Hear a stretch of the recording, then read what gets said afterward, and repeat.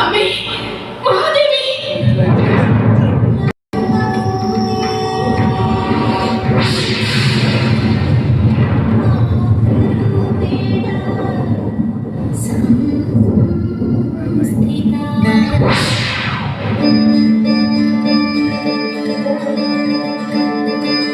പുത്രി, പരീക്ഷിച്ചറിയുകയായിരുന്നു നിന്റെ ഭർത്തൃസ്നേഹം.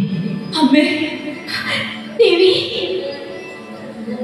പുരുഷന്മാരാൽ വധിക്കപ്പെടരുതെന്ന് വരം ഭരിച്ചതാണ് കംഹാസുരന് ലഭിച്ച ശാപം. എന്റെ കൈകൊണ്ടോ നിന്റെ കൈകൊണ്ടോ ഏത് സ്ത്രീയുടെ കൈകൊണ്ടോ സംഭവിക്കാം അവന് മരണം. ദേവി, എന്റെ ഭക്തയല്ലേ നീ? നിന്റെ കണ്ണുകൾ നിറയുന്നത് എങ്ങനെ സഹിക്കുക? പക്ഷേ ദുർവിധിയെ മറച്ചാക്കാൻ കഴിയില്ലല്ലോ ദേവി.